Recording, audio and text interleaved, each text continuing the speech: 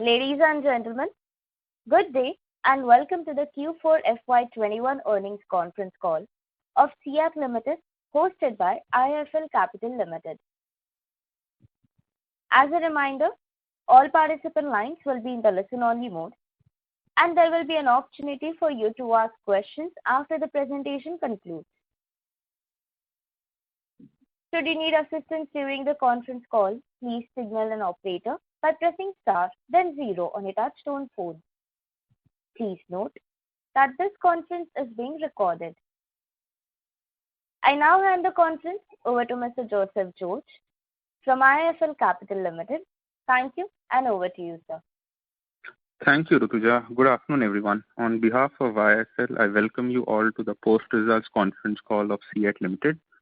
I also take this opportunity to welcome Mr. Anant Goenka, Managing Director, Mr. Kumar Subbiah, Chief Financial Officer, as well as other members of the management team. I request Anant to make his opening remarks, which would be followed by Q&A. Over to you, Anant. Thank you very much. Good afternoon, everyone, and very warm welcome to CEAT's Q4 FY21 earnings call and your interest in the company. I'm Anant Goenka, and we have with us our CFO, Mr. Kumar Subbiah, on the call with us. I hope, first of all of you are safe and healthy at this challenging time. We will start off with some brief remarks from me and Kumar, and then we'll be happy to take some questions after that. With respect to our Q4 FY21 financial performance, since we completed the CEAT-CSTL merger this year, all reported standalone financials for the current and comparable previous periods have been restated. All the growth numbers that we will share, both financials as well as volumes, will reflect growth on a like-to-like basis. We had our highest quarterly revenue in Q4 at 2,279 crores, a growth of 3% sequentially and 46% year-on-year. This sequential growth was completely driven by better realizations, as our volumes was largely the same as Q3. On a year-on-year basis, our volumes were up by about 43%. We saw a mid to high single-digit volume growth across exports and OEM, while replacement volumes declined by about 5 to 6%. On a category basis, specialty tires and passenger car and UV led sequential volume growth, while truck and bus and 2-3-wheelers showed low single-digit negative growth. Our standalone gross margin, despite some positive inventory movement, was adversely impacted by the rising raw material prices and an adverse channel mix. Our blended raw material cost on a per kg basis went up by about 12% sequentially, leading to a 365 basis points sequential contraction of our gross margin. As company margins were under pressure due to rising raw material costs coupled with the uncertainty on account of the second wave of COVID-19 infections, we took the conscious decision of reducing our marketing expenses in Q4. This, coupled with other cost-saving initiatives, helped us manage our costs despite ramping up capacity. Our standalone EBITDA margin for the quarter was 11.2%, a sequential contraction of around 350 basis points. We ended the quarter with a standalone PAT of 142 crores. With respect to the entire financial year performance, FY21 was an unprecedented year in every sense of the word. While due to the global pandemic, the first 3 months of the fiscal were a total washout, as restrictions eased, we saw a strong demand pickup over the next 9 months. On a full year basis, our standalone revenue was 7,573 crores, a growth of 12.2% versus the previous year. The entire revenue growth was volume driven. Replacement sales for the year grew by over 25%, exports grew by low single digit, and OEM revenues declined. All major categories registered growth for us, with truck and bus leading the pack, growing by almost 20%. PCUV grew by over 10%, while 2-3-wheelers grew by mid-single digit. For the full year, our blended raw material cost per kg was down by about 4%, and consequently, our full year gross margin expanded by about 174 basis points. As we ramped up our capacities across the 3 facilities, our standalone employee cost for the year went up by 25%, while other expenses were up by about 5.5%. However, on account of higher gross margin, favorable channel mix, as well as operating leverage, our standalone EBITDA margin expanded by about 220 basis points, and we finished the year with a standalone PAT of 414 crores. Our facilities operated at high levels of utilization throughout the quarter. Our Bhandup and Nashik plants have been delivering record numbers, while we are strongly ramping up capacities at our Halol, Nagpur, and Chennai facilities.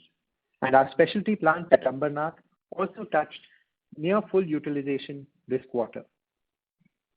Given the strong growth and demand momentum we have been witnessing over the last 3 quarters, we have triggered the next phase of expansion at our Chennai facility, leveraging economies of scale. We will now be setting up a 190 tons per day TBR plant, that's about 90,000 truck radial tires per month, with an investment of about 1,200 crores Indian rupees. This will be incurred over the next 4 years, and the investment is proposed to be funded through a mix of debt and internal accruals. Post our board meeting yesterday, we have also declared a final dividend of about rupees 18, that's at about 180% per equity share of face value 10. We continue to make inroads in OEMs while cultivating strong relationships. During the quarter, we partnered with Renault to supply our Secura Drive range of tires for their new Renault Tiger SUV. We also started supplying tires to Royal Enfield for their Interceptor 650. At CEAT, our customer is always at the center of all our decisions. We align all our efforts to ensure consistent high quality service, and we were awarded by Honda as the best company in quality management at a recent event. Focus on R&D is also an essential part of our strategy, and this year we achieved the milestone of filing 100 patents. On the marketing front, we continue our relationship with the IPL as the official strategic timeout partner. On the occasion of Women's Day, we also launched a women-centric campaign. We also launched India's first women-owned, operated, and managed tire shop. As part of our digital initiatives, we recently launched a new feature on our website which allows customers to buy tires online through our website and get their fitment done at the nearest CEAT shop. At CEAT, we also believe that the impact that we have on the environment is getting more and more important. We have put in a lot of effort to create an entire framework to monitor, measure, and manage that impact CEAT has on the environment. And we've taken an ambitious target to reduce our carbon footprint by 50% over the next 10 years. To ensure achievement of this target, we have evaluated our entire value chain and identified different areas such as end-of-life tire management, greener products, renewable energy sources, and many more, which we will target over the next few years. The social and governance component is also an important area that we have always focused on, whether it is focusing on diversity, inclusion, education, and social impact that we have through our CSR activities. With this, I would now like to hand over the call to our CFO, Kumar Subbiah.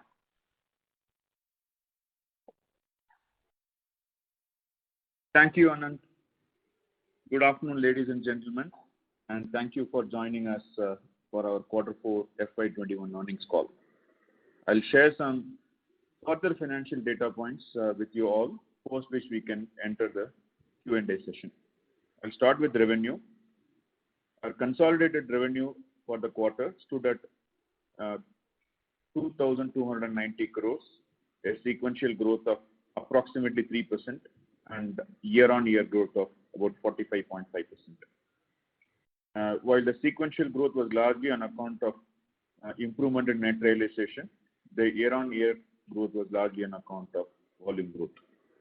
Overall, our full year consolidated revenue stood at 7,610 crores, delivering a growth of 12.3%. Now, gross margin. With the rising raw material costs, our gross margin was adversely impacted and contracted sequentially by about 355 basis points and stood at 42% for the quarter.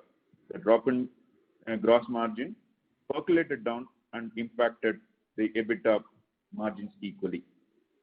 The key raw material costs have been increasing consistently for the last 6 months, and we took price hikes to the tune of around 3% on an average across many categories during the quarter. Going forward in quarter one, we expect raw material costs to further increase to the tune of about 8 to 10% over quarter four. We continue to monitor the situation closely and taking appropriate steps to mitigate the impact of increase in raw material costs. Now I'll move on to debt, capital expenditure and working capital. Our continuous focus on judicious cash flow and working capital management helped us to reduce our gross debt by another 139 crores in quarter four and overall by about 510 crores during the year. We entered the fiscal with a gross debt of 1,418 crores and our working capital was down by about 396 crores during the financial year. As of the end of fiscal, our consolidated debt to equity was 0.42 versus 0.66 at the same time last year. Our debt EBITDA also improved to around 1.4 as of 31st March. Our project capex during the year was about 470 crores, and our capex outlook for the year is in the range of about 1,000 to 1,050 crores. Our operational expenses in the EBITDA, despite ramping up facilities, we have been able to manage our costs well as a result of strict cost-saving initiatives. As a result, our employee and other expenses put together increased by about 2.4% sequentially. Our consolidated EBITDA was rupees 269 crores for the quarter, a margin of about 11.7%. Our EBITDA margin contracted by 350 basis points sequentially and around 120 basis points year on year. Our overall consolidated EBITDA for the year stood at 13.4% versus 10.9% in the previous year. Now that our facilities have been largely commissioned, our consolidated depreciation went up by about 90 crores during the year. For the full year, our depreciation was about 340 crores, up about 63 crores over the same period last year.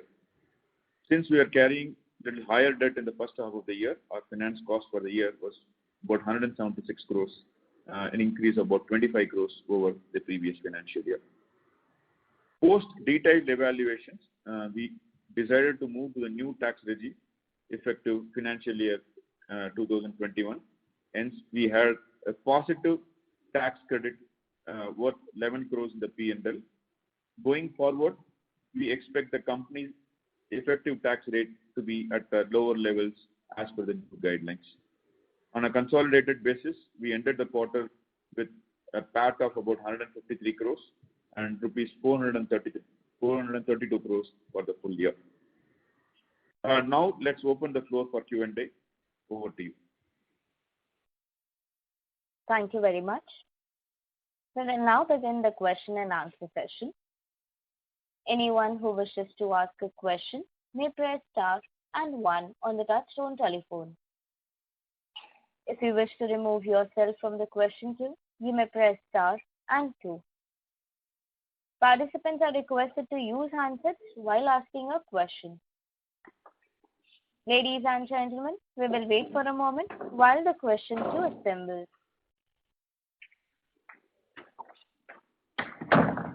The first question is from the line of Nisarg Vakharia from Lucky Investment. Please go ahead. My question is to Anand. Over the last 4-5 years, as we have scaled up our business, we have seen these, raw material pricing challenges quite a few times.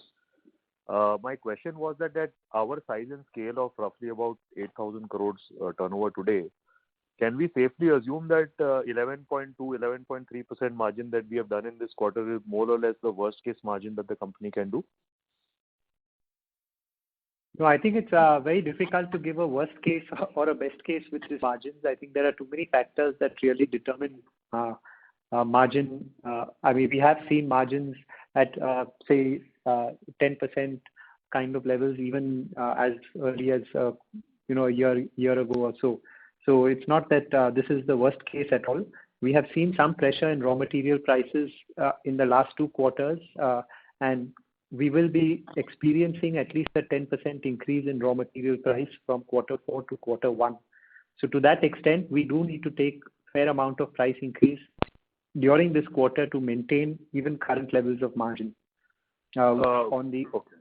Yeah. So I the think quality of business has also improved, right? Over the last 2-3 years, the mix has also improved towards passenger vehicle and those segments where your margins are. That's right. The quality of business, mix, etc., is quite positive, but we've also been focusing on the OEM side, which is important to be there as you are focusing more on the passenger car and two-wheeler segment. So as a result of that, while our product mix has improved, our market mix has moved more towards OEM, which is needed in the business. So to that extent, I would tend to say that there is further pressure possible in margins going forward in the next 1 to 2 quarters.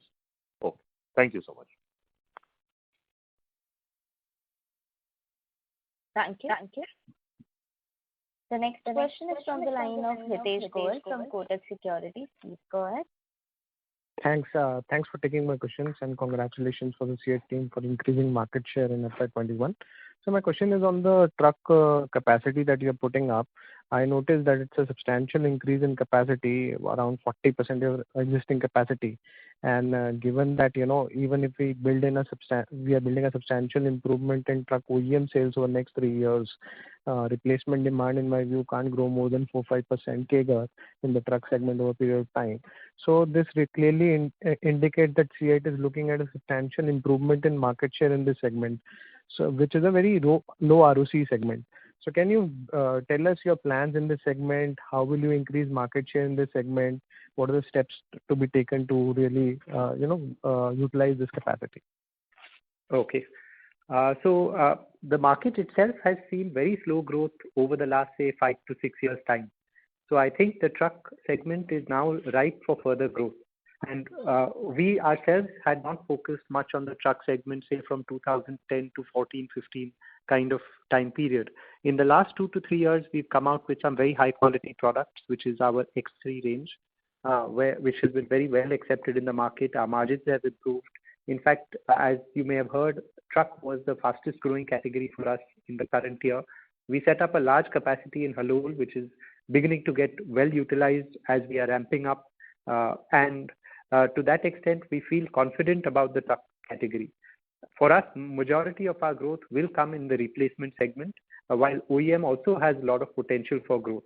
If you look at our current market shares today, they are somewhere in the high single-digit levels, and therefore there's a lot of potential for growth on the truck side with respect to where our brand equity is. We've been in the industry for over 50, 60 years' time. So to that extent, I'd say there's a lot of potential for market share also to increase. And finally, I'd say international business is also an interesting area with US-China trade relations being under stress, general relationships under being stressed. I think European, US, Southeast Asia, all these 3 markets are quite ripe for Indian exports into these areas. So I think looking at that, we feel quite confident of the truck segment going forward. Good. And my second question is on the raw material cost. You had alluded to the fact that 10% is the increase from fourth quarter to first quarter. So have you taken any price increase as yet to offset that? So between March, April, a couple of percentage points price increase. Our OEM pricing is largely indexed, and exports also we've seen some price increases. So there has been, but not to the extent of raw material price increase that we've seen. Okay, great. Thanks. All the best, Ram. Thank you. The next question is from the line of Nishit Jalan from Axis Capital. Please go ahead. Hi, sir. Thank you for taking my question. Sir, my question was generally on the industry and price increases. We have all seen that cost increases have been really sharp. Demand has been very strong. most of the players are operating at very high utilization levels. There are no imports. Then why are players not taking adequate price increase so as to maintain margins? Because even at these kind of margins, industry is not making a very high ROC, right? So wanted to understand your thoughts on this as to why there is not a desired level of pricing discipline in the industry. I think that's a very tough question. I don't have an answer as to why that is not happening at an industry level. I can just talk about CEAT. I think we've tried to take as much price increase as possible at this point of time. I think further price increase will happen based on competitive moves. But why is someone else or others not taking? I don't have an answer for that part of it. So basically then the margins will come down sharply in the next 1 to 2 quarters, right? Given the kind of cost increases that we are seeing. Sorry, could you repeat again? So sir, basically in the event that price increases are not happening, then basically margin pressures could be quite sharp in the next couple of quarters, right? Given the kind of that's right. There will be margin pressure. We'll have to manage our costs effectively. So I think both we have to be careful of. Manage. Sure. Sir, secondly, you did highlight in your opening remarks that a specialty tires plant is operating at full utilization now. Obviously, it's a very positive development. So just wanted to understand our capacity plans in that, and is the industry, is it driven more by industry growth, or do you think you have started to make inroads more in the European and US market in this segment? Right. I think it is both. So the industry has also grown well, but I'd say that we have offered a much higher range, which is very important. So as we've been growing, we've been adding at least 100 products a year in the specialty tire segment, which is very much liked by distributors. Second is our product quality is top notch. So that now that people have experienced it, there are further orders coming in. And just to share with you on the capacity, we had a capacity of about 33 tons per day. We will be taking that up to 45 tons per day by around June. This capex is largely complete, and to another 55 tons per day in about 9 to 12 months time. So that's how largely we are planning capacities. It's in very small batches because we are spreading our capex as demand picks up as well. Sure. So just one last final question from my side. Based on the capacities that we have today, what is our peak revenue potential that we can achieve based on current pricing that we have? In this quarter, did we operate at close to 100% utilization across plants, or there's a scope for increase in revenues from the current asset base as well? Right. So we are undergoing expansion as we speak. So the capacity utilization was close to 100%, but our passenger car facility, for example, is a 20,000 tire per day capacity in Chennai. Mm-hmm. We are currently at 10,000 tires per day, but the machinery is still coming in and we are still ramping up that capacity. So we are producing whatever we can on the passenger car side, but this will further increase every quarter or so. So to that extent, there is a lot of upside. Same thing on the truck side as well. There is a fair amount of potential for growth. So on both sides, I'd say there's upside, but it is ramped up as we ramp up. And in the two-wheeler side also there's a room, or there we are kind of maxed out on our existing capacity? No, two-wheeler there is room. Two-wheeler now we are finding that our supply is now moved slightly higher than demand. So we are very comfortable on the two-wheeler side. Anand, is it possible to kind of quantify as to if we ramp up all these three capacities that we have talked about, right? Not the future capex plans, the ones which we have already executed. What could be the peak revenue potential that we can do from our existing base? Right. So one is if you're saying close, without counting the new capacities that are ramping up, we've done 2,200 crores in this quarter. So that itself will take you up to close to 9,000 crores. And then on top of that, I would say I would at least take into account truck radial and passenger car, which can offer at least about another 1,000 crores both put together. So approximately we are talking about 10,000 crore capacity that can come in from the current completion of current capexes. Correct. and then the new specialty tire and the new TBR plant will add on to that in the next couple of years, right? Yeah, in 1 year's time, it's all undergoing expansion, so that will add at least 1,000 crores. So 10,000 crores based on the existing capacity. That's right. Okay, thank you. Thank you so much. Thank you. The next question is from the line of Jay Kale from Elara Capital. Please go ahead. Yeah, thanks for taking my question. So my first question was on, how do you see the mix going forward in 22 from a replacement versus OEM? This year we've seen a very high growth in replacement segment. Within segments of trucks, PCR, and two-wheelers, if you could, give a pecking order of replacement growth expectation in FY22, and within overall replacement and OEM, would you expect OEM to lead the growth in FY22 and replacement to kind of normalize? Okay, so last year, if you were to compare, I'd certainly say that it was very skewed towards replacement. That's because the first half of the year, replacement picked up much faster than OEM. This anyways has started to normalize towards Q4 as we speak, because we saw good demand in OEM. Even in Q3, two-wheeler OEMs were going gung-ho in terms of supplies in October, November. I think the area of growth that can come is on the truck OEM side going forward for the rest of the year. And PCR and two-wheeler can be under a little bit of pressure with respect to OEM demand because of the current lockdowns that you're seeing. So there are retail outlets that are getting closed down locally. We're seeing plants closing down here and there now. So predicting demand will be tough, but I think we will go back to our normal mix of replacement, OE, and export mix. So exports is somewhere around 12-13%.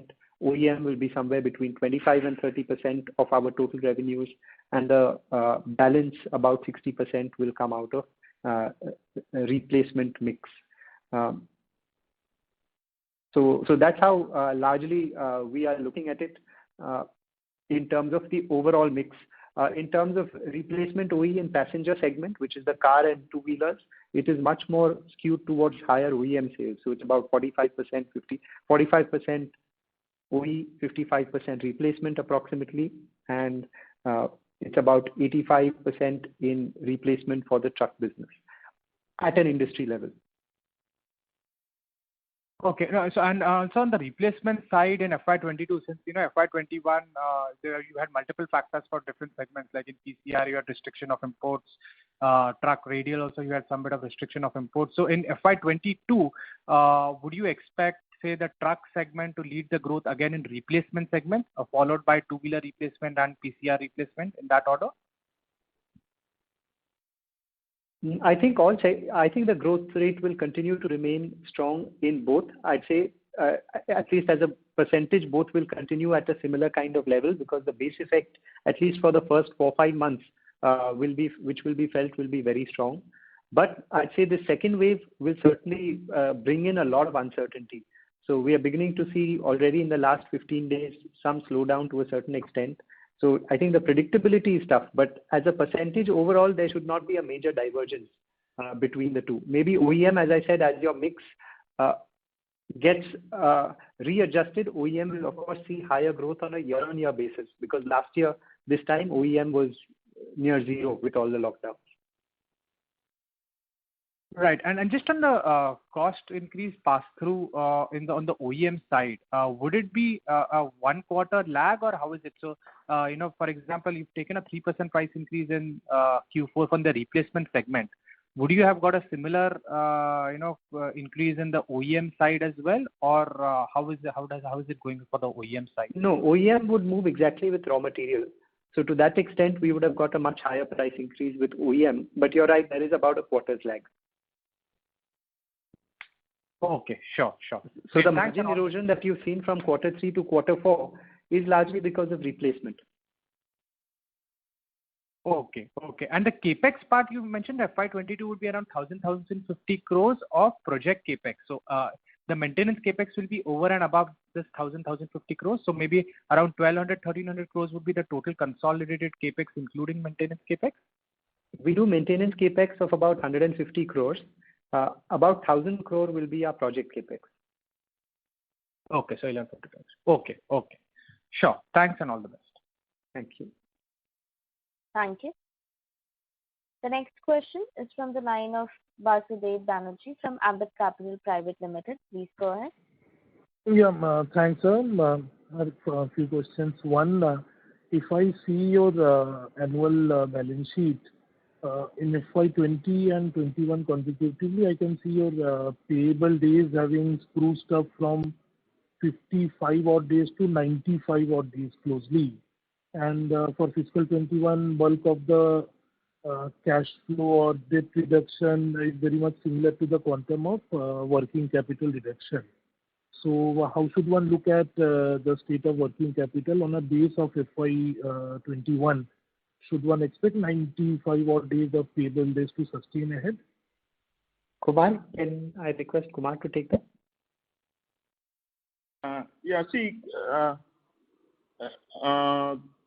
The working capital going forward, the whole of 2021, we were operating inventory at little lower levels. As we had to ramp up the plants, one, and number two, the demand picked up later part of the year, so therefore we had to quickly move the material from place of manufacture to place of sale. Okay, and in order to ensure that we are able to service all our customers well, okay, and keep adequate inventory in the pipeline, we expect, when the normalcy returns, an impact of about 100 to 150 crores of additional inventory is necessary, both on raw materials as well as on finished goods side. Okay. Otherwise, on other parameters, in terms of number of days, largely we should be able to maintain it. Okay, at the levels at which we had in 2020-21, because last year as well as the earlier years, we were able to bring in efficiency in working capital, and going forward, we would like to maintain a same level of efficiencies in terms of number of days from 21-22, except for the fact that inventory we may have to keep a little more. So the payable days, this rise is sustainable broadly? Yeah, payable at the current level, it is sustainable at current levels. Okay. Second question, sir. If I look at, as you said in your earlier comment, that on a sequential basis, in volume terms, truck business was down. Am I right, sir? That's right. So if I look at trucks being almost 1/3 of your business and OEMs being a quarter of truck business in general, so if I see Tata, Leyland, Volvo, Eicher all having grown almost 35% sequentially in volume terms. So if I do the broader maths, it implies replacement market would have contracted sequentially. So how to look at that? Is it because of market share change, or the market itself would have contracted in Q4, the tire replacement, truck tires? No, I think last quarter was a very high, strong quarter for us, quarter 3 also in terms of growth on a year-on-year basis. So we are talking about a very high, and the growth was largely flattish, marginal, maybe minus 1-2% on that sense. So to that extent, I'd say that, and our exposure right now with truck segment has not picked up enough on the OEM side. So we are very optimistic about further growth on the OEM side. We've already seen good growth with Tata Motors. I think in the coming year, we'll see very strong growth with Ashok Leyland as well. So our presence with them on the truck OEM share has been relatively low in general. As you know, in the replacement segment also in truck radials, we are under 10% market share. So even on the OEM side, it is similar kind of level. So there's a lot of upside. And so what's the current level of two-wheeler market share largely after the end of the fiscal for you? It continues to be at about 28 to 30% range. Okay. Sure. And last question, sir. From an industry perspective and CEAT's perspective, what kind of cumulative price hikes you have seen in the truck tire replacement calendar year to date? I can get back to you separately on that, but I think I would say approximately 2%. I may be off a little bit, but it would be approximately 2% in the truck tire replacement. Yes, so as it would be somewhere between 2 to 3% somewhere. Rightly, somebody asked in the call previously also, and you also mentioned raw mat basket is up 12% this quarter and another 10% pending for coming quarter, and where truck tire is a significant part. So, yes, market condition is bad, but that's a big risk for the overall market margin for the whole industry, not only CEAT. So, no option of taking any substantial price hike. Obviously, tough to pass on fully, nor the impending risk on margin will be significant incrementally from here. That's right. So there is some stress on margins. I'd say that, as I said, OEM, which is about 25, exports, which is about 12, 13. So I'd say 35 to 40% of the business should be in a little bit better position, but replacement margin is under some stress as we go into quarter one.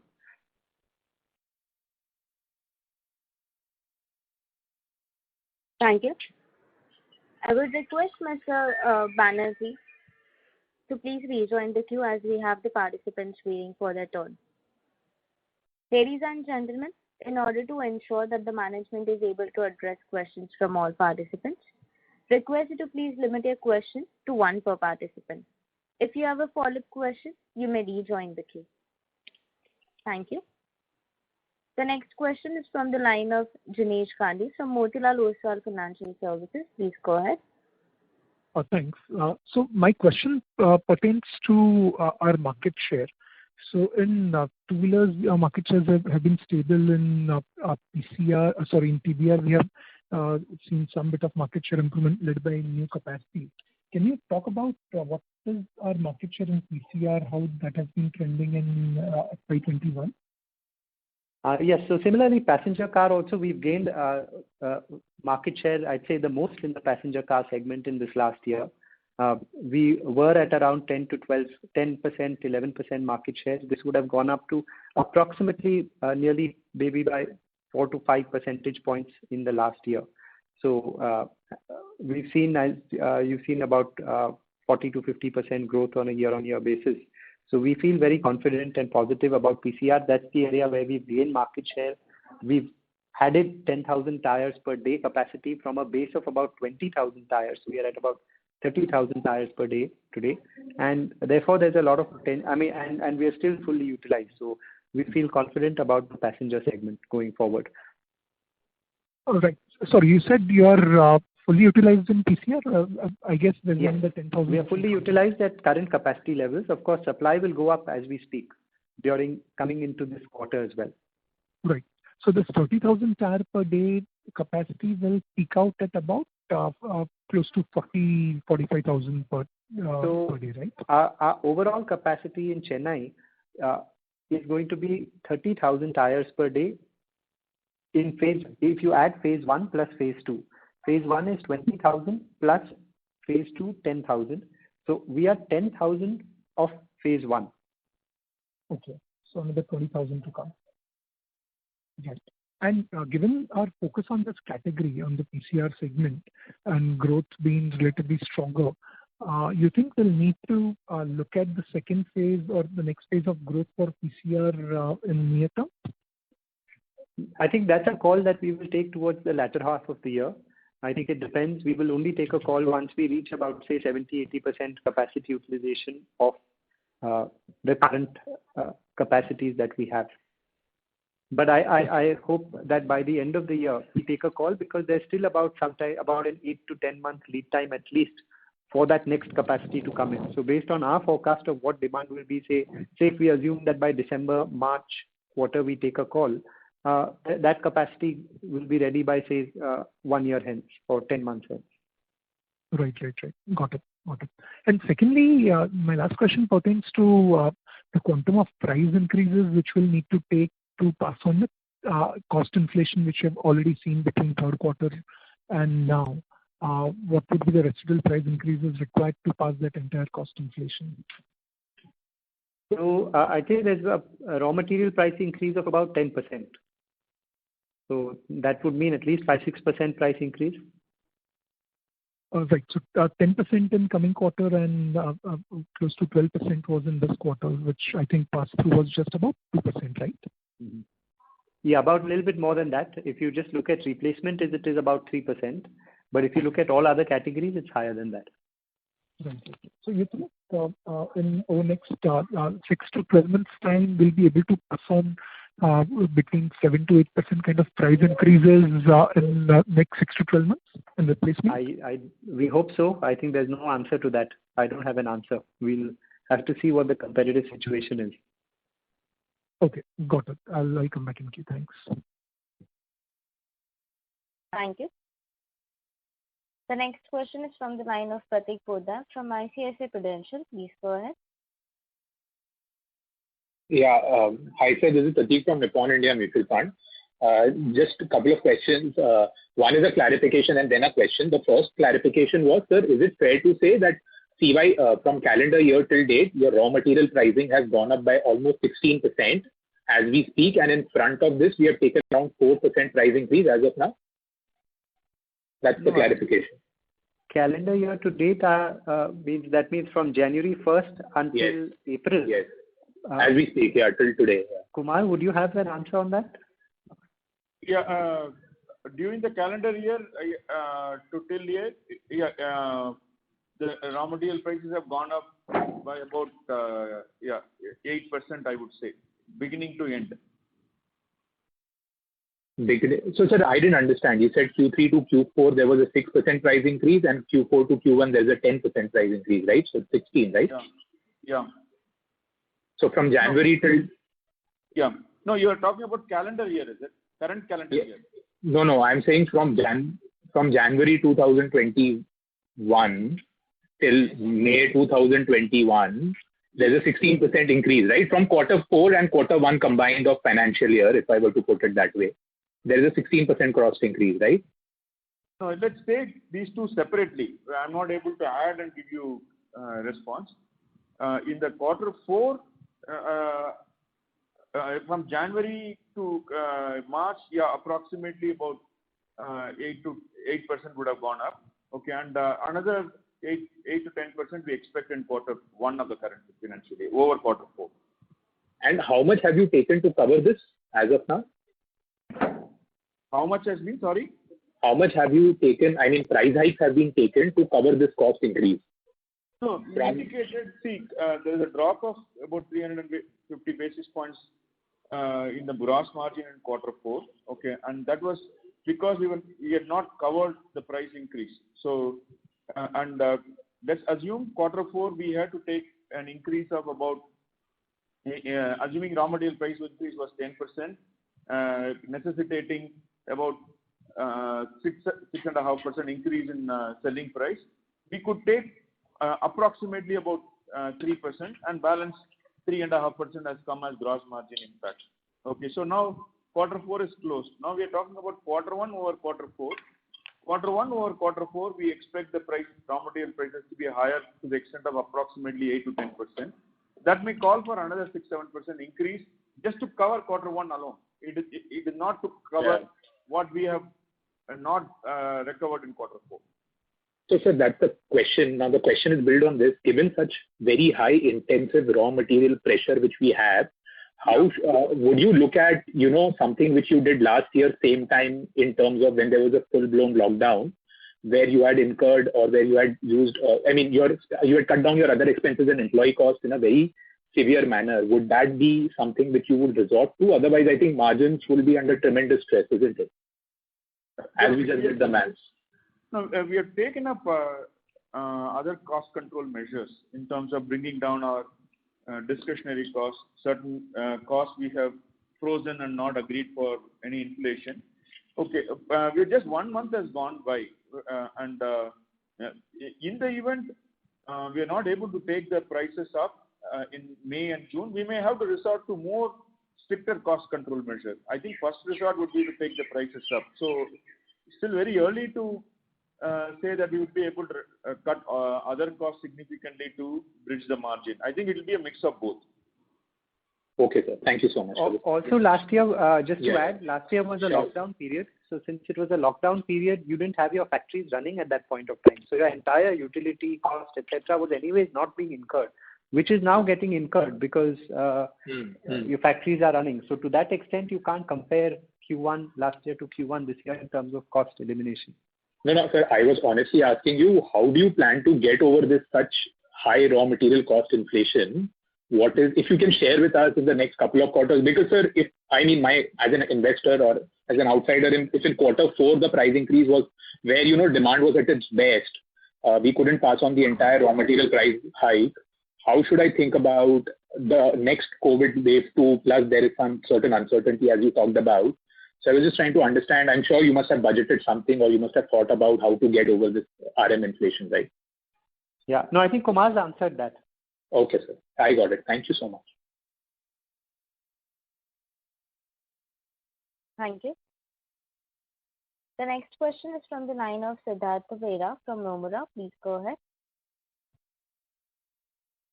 Opportunity. So the first question is again on the pricing side. Sorry to again ask on this point. Just wanted some color about this pricing competition. Do you think for across every segment there is a pressure, or you think there are some segments where we are the one of the larger players, like two-wheeler you talked about, where our market share is higher and there we can take the initiative to raise prices, or is it not the case? So some color on that will be helpful. No, there is a differential pricing capability across different categories. But a lot of whatever we could have done, we have done. We will keep experimenting here and there. If competition does not take price increase and we feel the need to do, we may take selective price increase in certain areas on our own, which is also fine. Okay. Because directionally I thought that your market share, because in trucks it's lower, it may be difficult, but the segments where we are reasonably, like PCR, we are gaining share, and two-wheeler we are the leaders, sort of. There we should have some more pricing power in the segment. That's right. But on the other hand, there is also a little bit of uncertainty that's come in the last 15 days with all these closures, and demand certainty has also come down a little bit. Yes. Mm-hmm. Yes. So fair to assume that as things tend to normalize, we will look at raising prices in that scenario. And can you quantify in April how much will be the price increase we have taken so far in April? April, we've not taken any price increase. Acha, okay. So after March, there has been no price increase in April till date? No. Okay. Got it. Thanks, sir. Yeah, in the replacement market. Yes, about it. Thank you. The next question is from the line of Nishant Vass from ICICI Securities. Please go ahead. Yeah, hi. Thanks for the opportunity. So my first question is more directed as a clarification to Kumar. Kumar, you mentioned about the gross margins, but you failed to account for the finished good in fixed cost absorption benefit that you have taken for. So actually adjusting for that, the absolute gross margin impact is much higher. Is that not true? Yeah, no, see, when I said gross margin impact, adjusting for finished goods, any movement in finished goods, the way gross margin is calculated, okay, for example, your finished goods is more, you tend to have a theoretically higher gross margin, and the reverse is also true. So when we arrive at gross margin, we look at the cost of materials, or cost of goods sold, and accordingly arrive at it. We don't arrive at the way, but the way profit and loss account is reported, okay, and one line item comes as the difference between opening and closing finished goods, and that entire difference is adjusted against the raw material consumed. Okay, but the difference between opening and closing finished goods value also has other cost elements like manufacturing cost and distribution cost. So when we mentioned to you about 350 basis points, it's only to the extent of raw material impact on it. Okay, so it's not as per your SEBI reporting structure. Yeah. Okay. Yeah. So second question is directed towards Anand. Anand, from a business standpoint, over the last few years, I think there is a clear capital allocation or switch from consumer-oriented categories that we were doing. Like we were obviously leaders in that space in two-wheelers, and then we went through the PCR, PV space. Towards TBR and truck bus segment. So is it fair to assume that we as a company are also orienting more towards the industry revenue mix structure, and which will also have its own challenges in terms of profitability side? And second, we have always highlighted that whenever you look at new capex, you look at a very stringent hurdle rates on return on capital. Are the same also true for the truck bus investments that you are looking for? Yes. So there is no real change in terms of our strategy. In terms of focus on passenger car and two-wheeler, that continues to be the arrowhead of the business. We have allocated disproportionate capital in both these areas. If you look in the passenger car, we had allocated 2,200 crores. In two-wheeler, you need much less capital. So to that extent, maybe about 700, 800 crores. And that will continue to be our area of focus. But to be in the tire business, when you're there, scale makes a big difference. You need to be there also in the truck to be relevant to the channel, to be for size purposes as well. And we've seen good success there as well. So as a percentage, we will continue to be disproportionately higher in between passenger car and two-wheeler side. So to that extent, that continues to be there. And yes, we have strong hurdle rates. We have worked towards ensuring that we maximize our return on truck. And as I said, we've seen good success also in the last few years on the truck side. And I'd say some of that will get felt as we sell more and more of our premium products and we get economy of scale advantages. Thanks. Small clarification on margins. You mentioned ALP.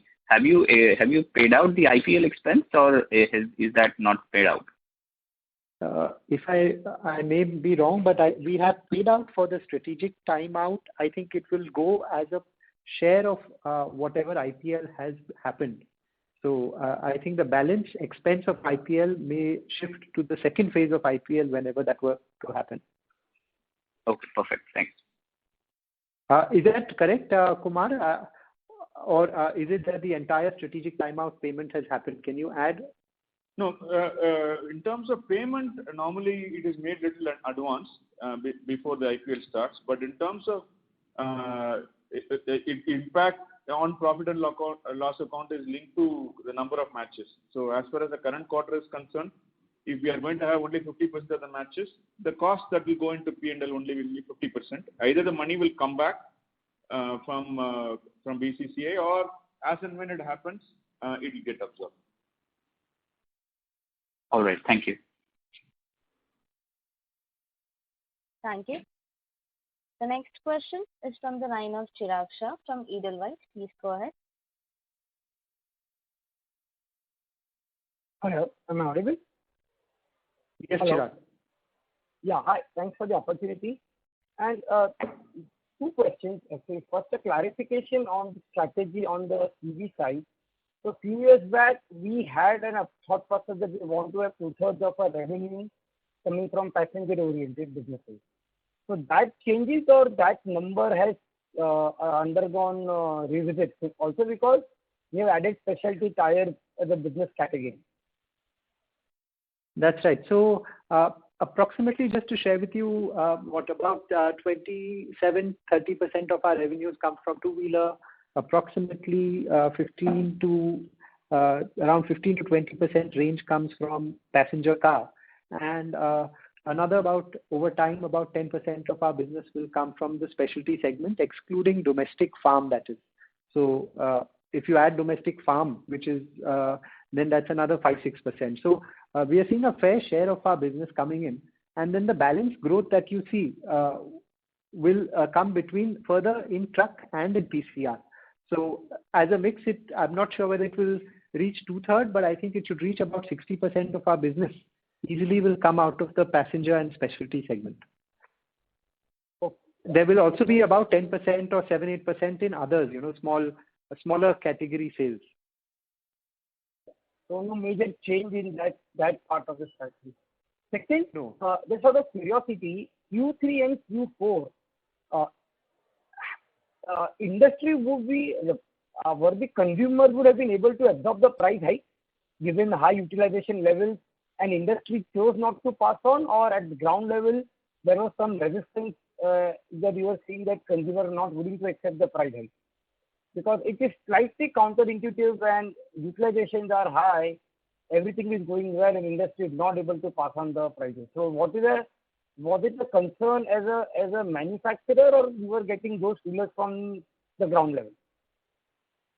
No, I think in Q3 we were still consuming the lower cost raw material that we had procured earlier. Then going on to Q4, I think it is largely dependent on competition levels that you take a call on price increase. So sometimes you take a call, you see how demand works, or some confidence in certain products that are there, you take price increases, and then some of it you have to depend on competition.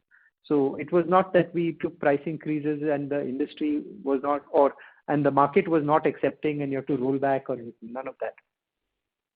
Okay. And if I can just squeeze in one last question.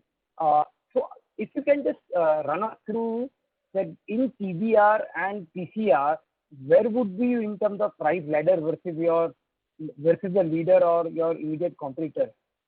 So and how the gap has been bridging, if you can do because when we do a check, it is more region specific and there are wide disparities that we have observed. So internally, when you look at that data.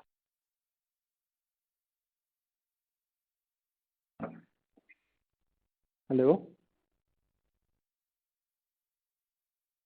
Mr. Chirag, sir, we cannot hear you. Yeah, I'm there. I thought I wasn't sure whether I went off or Chirag.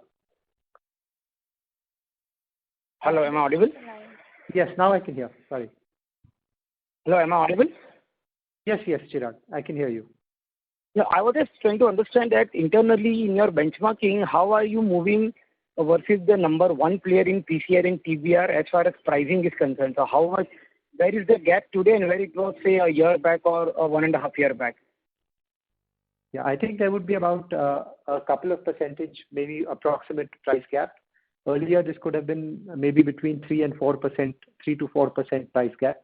The other thing that also matters is how much of your premium products or how much of, say, in passenger car, higher inch sizes that you're selling. So our share of higher inch sizes has also improved substantially. And as you enter more and more OEM, our OEM presence about 4 or 5 years ago was not as strong. And that has improved quite a lot. And those tires are now beginning to come out in the market, which is allowing more higher inch sales also to happen. So it's not only just pricing, but it is also the mix that makes some difference. So to that extent, that gives us confidence on overall realizations improving further in the passenger car segment. This is less relevant in the truck segment, but there are economy tires, there are also premium tires that we sell, and the premium tire ratio for us has also gone up quite well. And there is further upside opportunity as well. Thank you. And all the best. Thank you. Thank you. Ladies and gentlemen, due to time constraints, this was the last question for today. I would now like to hand the conference over to the management for closing comments. Thank you, everyone, for your interest in CEAT. We look forward to staying in touch and seeing you once again, same time next quarter. In the meantime, do stay safe and healthy, and all the best to you and your families. Thank you. Thank you. On behalf of IIFL Capital Limited, that concludes this conference. Thank you for joining us, and you may now disconnect your line.